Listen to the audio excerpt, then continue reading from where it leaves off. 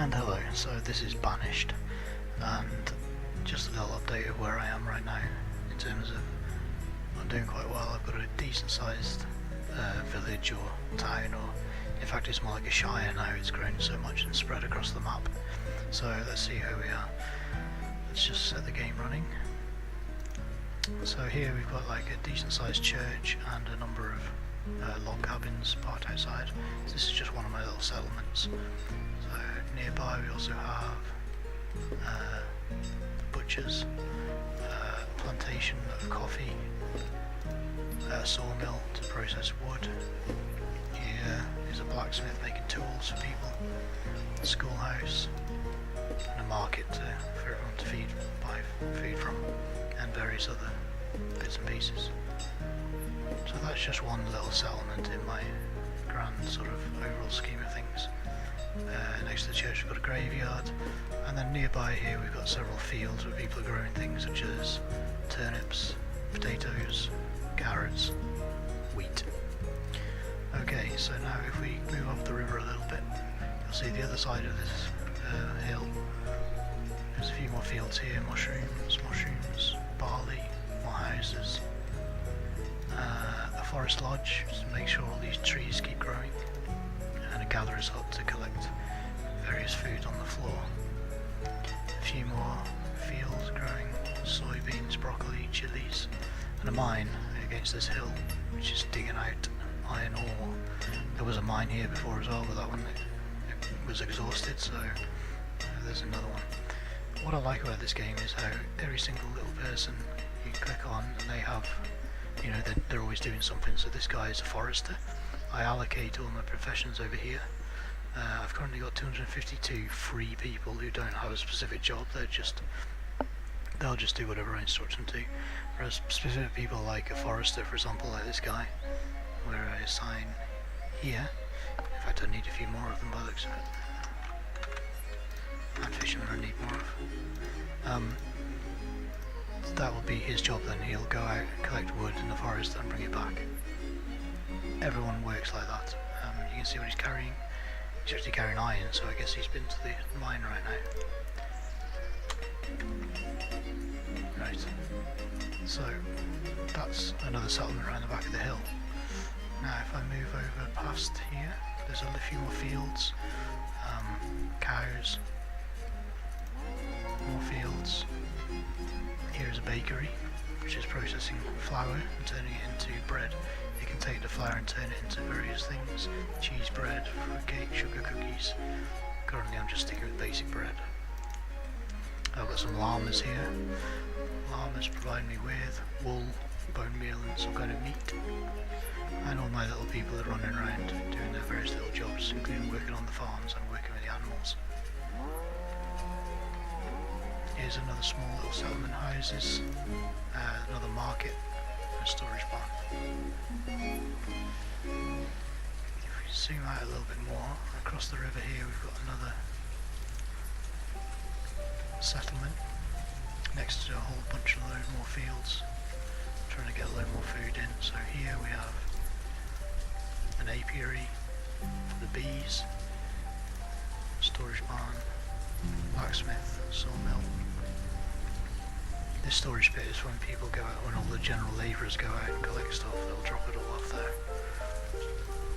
So you can see here in these fields I've grown a lot of beans, wheat, potatoes. You can choose what to grow in any field, so here I've got carrots, but I can swap it to any of these things.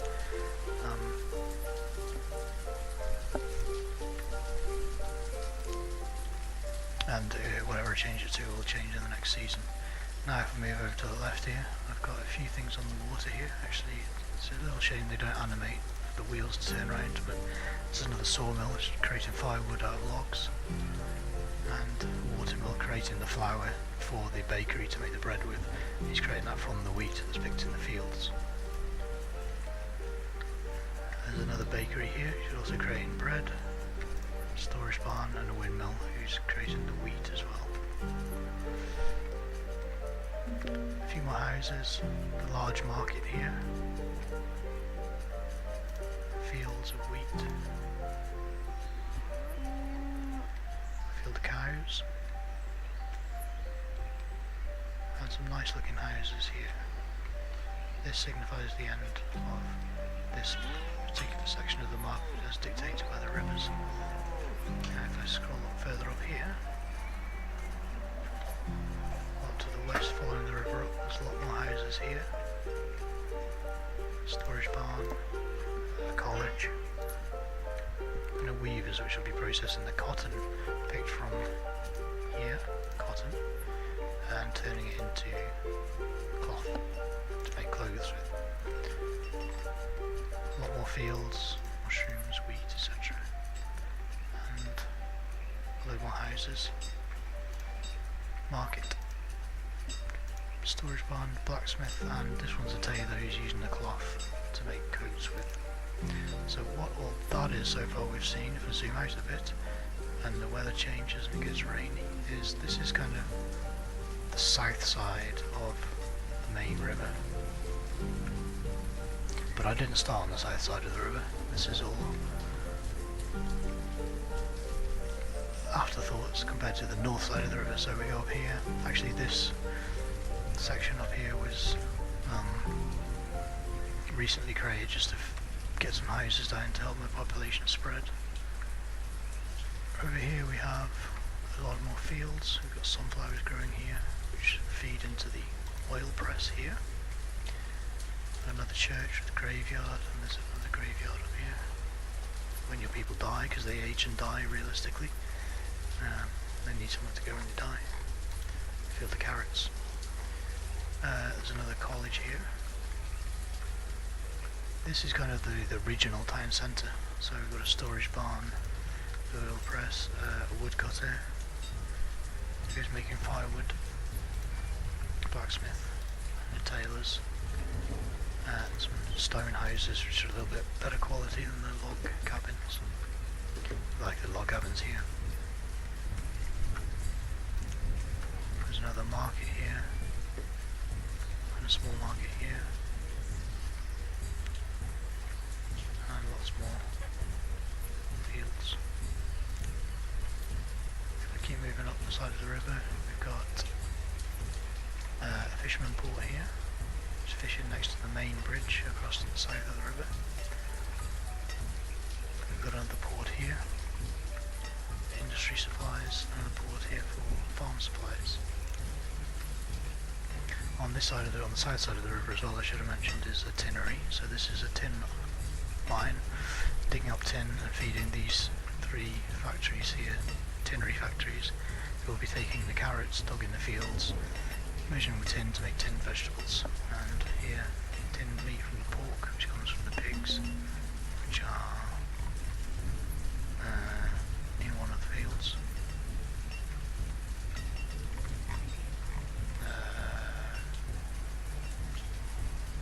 Possibly here. Yes, here.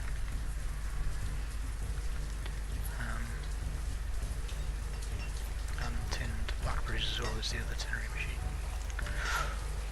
Carry on moving up the river, and it's a main sort of centre of activity here to create firewood. So we've got two water wheel sawmills generating logs from the trees into firewood, and the foundry converting using iron ore plus furnace fuel to make raw iron. Tidal pool collects food from the water, and there's a food supplier here. Every now and again boats stop by and you can buy foods from them. A few more houses. Here we have old mine shafts which are now emptied but leave a big hole in the ground, so not much I can do about that except build around it. Lots more fields, and you can see here a lot of people milling about, and what these guys have all been doing is chopping down all the trees in the area, which they've just finished, and now taking it all back to the local storage pit here. And all these people are basically my main labourers, dictated up here. So finally, we move a little bit further along, and we've got some more docks here producing salt from the water, and Just want to hunt down gold, rare metals from the water there. More fields, tomatoes, turnips, chickpeas. And finally, here's a working mine currently. People digging up stone inside it. So that's a quick overview of where I am right now. You can see from the top here I've got 728 adults, 158 students and 174 children, which makes, if I look at my town hall, I can get a lot of statistics, which is always interesting. So a total of 1,060 citizens. I can look at some graphs, so if I look at my graphs for my food graphs, you can see that I had a bit of a crisis about 10 years ago. My food goes up and then comes back down again throughout the year as the harvests come in. Over a 100-year period, you can see I've kind of gone up and down quite a lot. And if you look at my population over the time, every now and again I have a cull, which corresponds with my kind of major stockouts of food. The key point to this is you can never have too much food.